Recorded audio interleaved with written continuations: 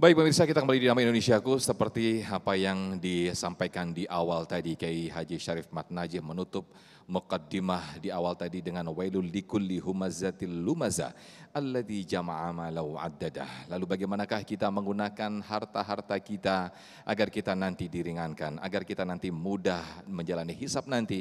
Insyaallah Ustadz Jumharudin LC akan memaparkan kepada kita semua di segmen ini. Demikian. Assalamualaikum warahmatullahi wabarakatuh.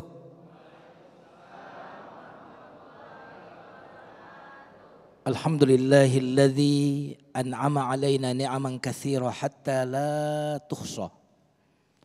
Allahumma salli wa sallim wa barik ala nabiyyina Muhammadin sallallahu alaihi wasallam wa ala alihi wa ashabihi wa man sara ala nahjihi bi ihsanin ila yaumiddin. Qala ta'ala fil Qur'anil Karim. Bismillahirrahmanirrahim. Thumma latus'alunna yawma idzin 'anin na'im.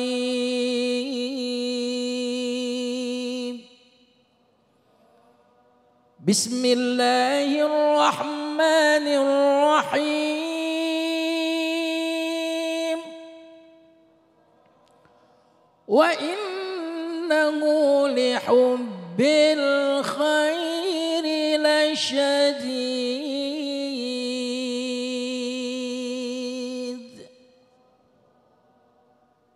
Adem enggak? Adem, seperti mendengarkan suara hati kita sendiri. Amin ya Rabbal alamin. Yang kita hormati, yang sama-sama kita hormati, guru saya dan guru kita semua Kiai Haji Syarif Mat Najih. Semoga Allah senantiasa menjaga beliau. Amin ya Rabbal alamin. Jamaah Masjid Al-Fatah Unisma dan pemirsa TV One dimanapun Anda berada. Ternyata semua yang disebutkan oleh guru kita tadi ada 5 yang akan ditanya, tapi pertanyaannya cuma 1. Tetapi untuk harta ternyata pertanyaannya bukan cuma 1. Tetapi pertanggungjawabannya adalah 2. Dari mana engkau dapatkan harta? Ini yang pertama. Kemudian yang kedua, untuk apa kau gunakan harta itu? Artinya boleh jadi orang itu mendapatkan harta secara halal. Ini berarti dia telah selamat dari tanggung jawab yang pertama. Akan tetapi boleh jadi kemudian dia menggunakan harta itu untuk jalur, untuk penggunaan yang diharamkan oleh Allah Subhanahu wa taala. Maka berarti dia tidak selamat dari penggunaannya. Ya, jemaah sekalian yang dimuliakan Allah Subhanahu wa taala.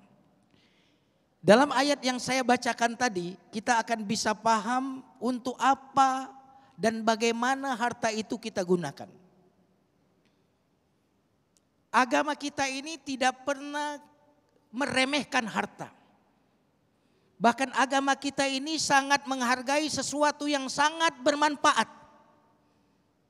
Bahkan salah satu maqasidus syariah, 5 kedaruratan yang harus dijaga, salah satunya adalah disebut hifzul mal. Kenapa pencuri itu dipotong tangannya? Hifzul mal.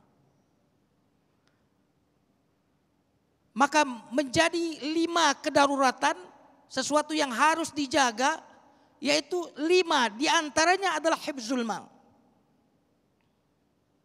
Karena itulah agama kita mengajarkan kepada kita bagaimana menggunakan harta itu. Sampai-sampai disebut dalam surat Al-Adiyat, harta itu disebut oleh Al-Quran dalam surat Al-Adiyat al-khair. Apa arti al-khair? Baik. Wa innahu lihubbil khair lasyadid.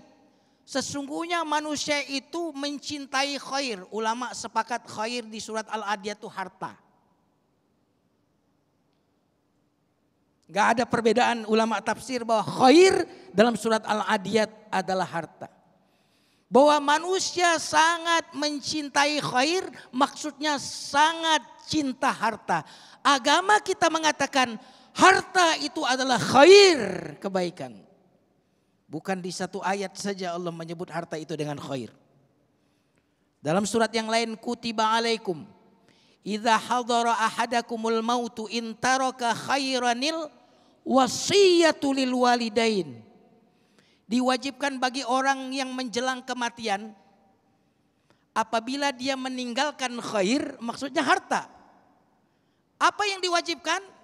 Untuk berwasiat atas khair harta yang ditinggalkan.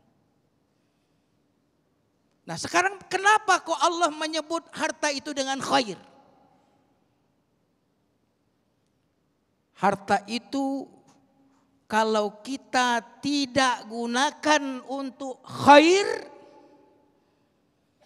maka dia bisa berubah menjadi syarr. Apa itu syarr? Buruk, min syarri ma khalaq. Syarr artinya buruk. Maka dari sini kita bisa memahami bahwa Allah menamakan harta itu dengan khair karena dalam Islam bahwa harta itu adalah pendukung untuk tegaknya agama kita ini. Maka dengan harta kita sholat, betul nggak? Dengan harta kita zakat, dengan harta kita haji, dengan harta kita membela agama ini. Maka harta tidak tercela karena dirinya. Tapi harta itu tercela karena cara mendapatkannya dan cara menggunakannya. Makanya di sisi lain harta itu disebut khair. Tetapi di ayat yang lain Allah menyebut juga harta itu fitnah. Wa'lamu annama amwalukum wa auladukum fitnah. Harta itu fitnah. Maka saya suka sama fitnah. Kenapa? Harta. Iya. Bukan cuma harta yang fitnah. Wanita itu fitnah. Maka saya juga suka sama fitnah.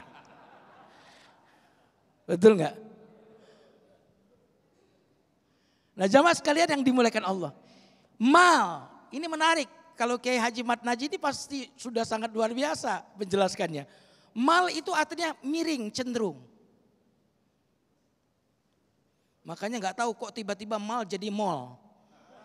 Karena kalau ada masjid di sebelah kanan, mall sebelah kiri, kita kemana condongnya?